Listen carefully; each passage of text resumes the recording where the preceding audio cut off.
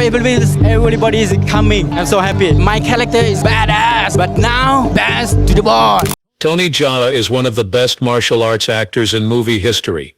His groundbreaking movie Ong-Bak Muay Thai Warrior, which came out in 2003, changed the genre. Fans, on the other hand, were very worried when new reports said Tony Jaa was sentenced to life in jail, and a very strong thought. What really took place? It gets even stranger as you look into the case.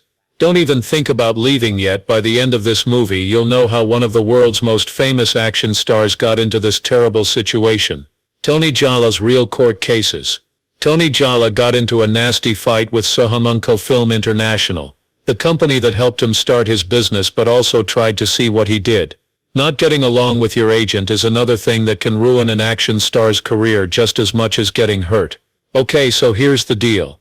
I remember when Tony Jaa signed a 10-year deal with Ong-Bak Film in 2003 just as his fame was beginning to grow. That might sound fine, but the small print was what made it wrong. This deal wasn't just strict, it was too tight. He couldn't work on anything outside of work without permission from the company. Do you know how much they paid him? Used to get $600 a month. Yes, you heard that right. Imagine being in big hits like Ong-Bak and still making less than some office workers. The company, on the other hand, made a lot of money off of his movies, and he was stuck in a deal that made it hard for him to work outside of Thailand. Of course, Jaa didn't think much of it at first. He was famous because of Ong-Bak. Things started to feel more and more limited as his fame spread around the world. He was approached by directors from China, Hong Kong, and Hollywood, but he always turned them down. It wasn't okay for him to take offers or even talk about deals. They basically put a leash around his neck and told him, "You work for us only." To put it mildly, it was annoying. People used to think that Tony Jaa would be the next big action star and that he would bring Muay Thai to the attention of Hollywood. Now though, he's in the news for something totally different. A sentence of life in jail. What changes for someone who used to do stunts that beat gravity and break box office records to being locked up for life? What did he do? Who turned against him? And could he have escaped this terrible ending? Stay with me, because the real reason Tony Jaa is in jail is very strange. Then the real drama began. He thought he was finally free when his 10-year deal was almost up in 2013. Ong-Bak had other ideas though. Yeah, they said they had already extended his deal for another 10 years until 2003. This is where things get sketchy. The letter of renewal wasn't sent to Jaa, but to his sister in Surin, which is in a different part of Thailand. Also, guess what? It was signed by her. All of this was against Jaa's will, but all of a sudden he was told he was still under contract for 10 more years. That really is crazy, and Jaa had had enough at this point for sure. He said it was business slavery and hired a lawyer. Their case was that the deal was over in 2013, and that the extension was not valid at all. It was a full-on court case, and just when you thought things couldn't get uglier, Walk dropped Fast and Furious 7. Jaa got a big break when she got a part in Furious 7. It was his first time in Hollywood, and he was finally ready to stop being just a Thai action star. Ong-Bak wouldn't have it though. They said he wasn't allowed to do the job. We made a fuss about him in front of the press and then sued him, Universal Pictures, and United International Pictures for $49 million. Their point of view: they spent a lot of money to make Jaa famous, and now that he was making money, they wanted share. Oh, plus they added an extra 7.5% interest. Because why not?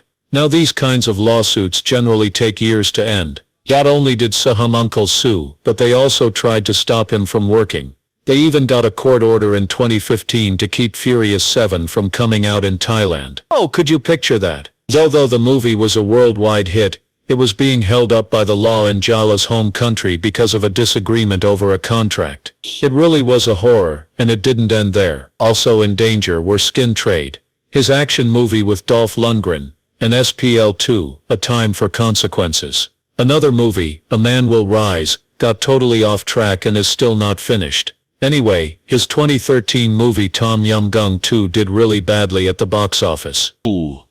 This was partly because Jaa wouldn't promote it, because of all the legal trouble. So not only was his job in Hollywood in danger, but so were his projects back home. It wasn't good for anyone. But just when things looked bad, something out of the blue happened. In July 2015, Sahamunko dropped their $50 million claim out of the blue. No one knows for sure what happened behind the scenes, but Ja later said in a statement, "Sahamunko Film and I were able to work things out. Because of this we have agreed to stop all legal actions against each other." He was pretty much set free after some kind of deal was made. Even though Ja never went to jail because of all this legal trouble, it did really hurt her business. He should have been riding the wave of Ong-Bak and the Protector during these years, taking on bigger tasks around the world and solidifying his position as one of the biggest martial arts stars of his time. Instead he had to deal with cases and the terms of his contracts. He missed out on years of work opportunities by the time everything was over. That's a huge loss in a field where timing is everything. After everything, Ja was finally able to move on. He's worked on movies from around the world, played bigger parts, and finally has the job freedom he fought so hard for. He should have known better, though, because his story shows how dangerous these long-term contracts can be for growing stars. It's a warning that the toughest fights in the entertainment business don't always happen on screen. They take place in secret,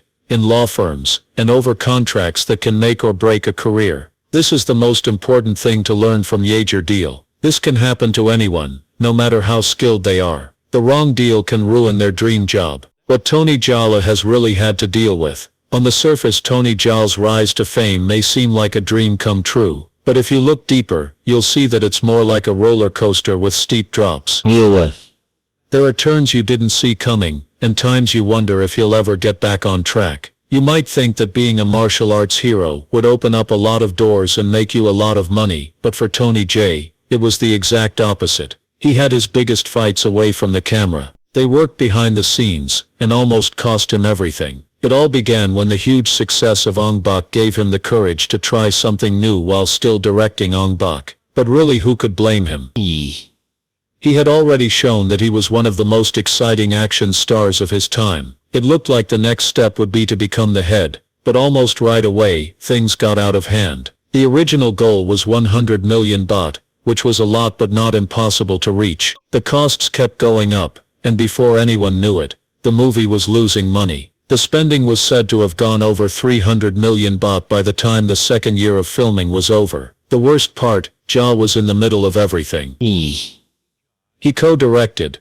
starred in, and choreographed the fight scenes. He also ran his own movie company called Iara Film. One person has way too much responsibility for that, and it was clear right away that it was too much to handle. It got so bad that people working on the show could see that Ja was sinking. Hakarupal Jo Tekarathan Opersert, whose family ran Sahamunko, the film's studio backer, said that Ja was under so much stress that he needed time off just to plan the martial arts scenes for the movie's ending. This wasn't a small weight either. This really messed up the process. The project was almost over because costs were going up so fast and Ja was having a hard time keeping everything in check. Then Ja just vanished without a trace. There were no news conferences or official statements like in Hollywood movies to mark the end of this relationship. In June 2008, Ja was on set one day. The next thing you knew, he was gone. He couldn't be reached. His cell phone was off. There was a lot of chaos here. So as you might expect, stories began to spread.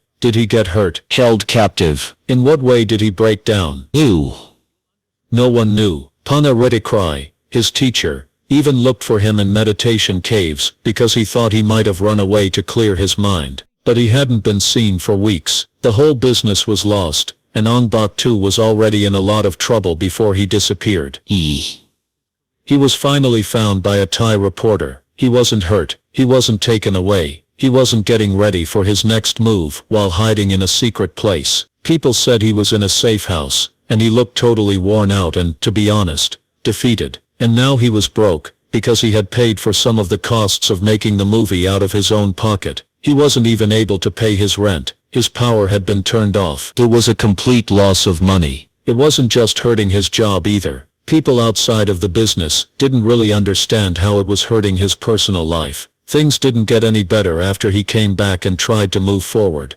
Sahamunko took over the movie, and Pracha Pinkol, who directed the first Ong-Bak, finished it. To make things even worse, the company chose to split Ong-Bak 2 into two movies, Ong-Bak 2 and Ong-Bak 3, so they could get their money back. What's wrong? 2. That choice messed up the story's flow, making both movies feel disconnected and unfinished. It was a huge loss of creativity for Zhao. This was meant to be his dream project, and his big debut as a director. He could no longer do anything about it. The pressure was too much at that point. He had gone bankrupt, dealt with politics and the business, and worked hard on a project that was draining him in every way. In May 2010, he made a very bad choice. He quit working in movies for good, and became a Buddhist monk. That's right. He left it all behind, choosing peace and time to think about his faith over the chaos that had taken over his life. It was an unexpected move, but who could blame him? It was time for him to get away after everything he had been through. He didn't really live in the monastery for a long time. He eventually went back to playing, but he still had problems even after that. His deal with Uncle was still holding him back, limiting his options and making it almost impossible for him to use his fame around the world to make money. Even though he's still a hero in the world of martial arts, his story shows that success isn't always as fun as it seems. The boxer Tony Jaa trained for years to become one of the most dangerous in Hollywood. His fight now is for something else: his life. How did the star of Ong-Bak and The Protector get to be said to be serving a life sentence? What went wrong with the man who used to have everything? He was caught in the wrong time and place, or did something from his past catch up with him at the end? Wait until you hear the real story of how Tony Jaa lost his job. You'll never watch one of his movies the same way again. The supposed imprisonment of Tony Jaa. If you've been on social media lately, you may have seen posts saying that the famous Ong-Bak star is in jail for life. Doesn't it sound crazy? But for many people who saw those posts, it was enough to make them very confused. It's not a surprise either, since false information spreads faster than the truth these days. But let's get the facts right.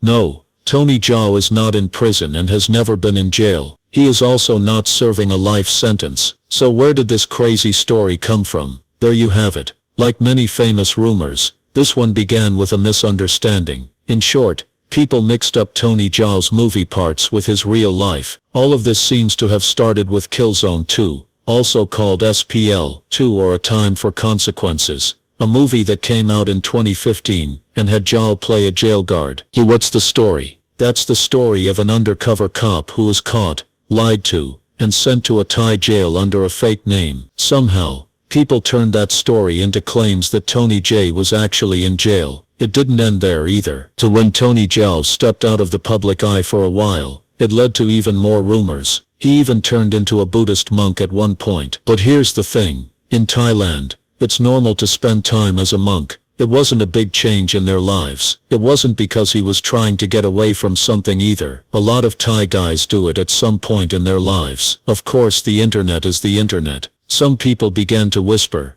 did he quit acting for good? Does he have something to hide? Soon those rumors turned into full-on reports that he was leaving the entertainment business for good. That turned into, he must be in prison, somehow. Do you see how silly that is? If you look into it for 2 minutes, you'll see that there is no proof that Tony Jaa has ever been in jail. Nothing. There are no news stories or reports from reliable sources. Not at all. His IMDb page still has a lot of new movies on it. Important news sources. I'm not talking about his alleged jail time. I'm talking about his future movies. Don't you think that if he were really given a life sentence, it would be all over the news? We do know that Tony Jaa has had some legal issues in the past, but nothing that would get you jailed. Also, let's not forget about his past. Tony Jaa isn't just doing well at work. His family life is also strong. His girlfriend of a long time, Kiao Chotiwadanant, is his wife since 2012. They have 2 children together. You can see that he's living a normal stress-free life by following him on social media. He chooses his projects, spends time with his family,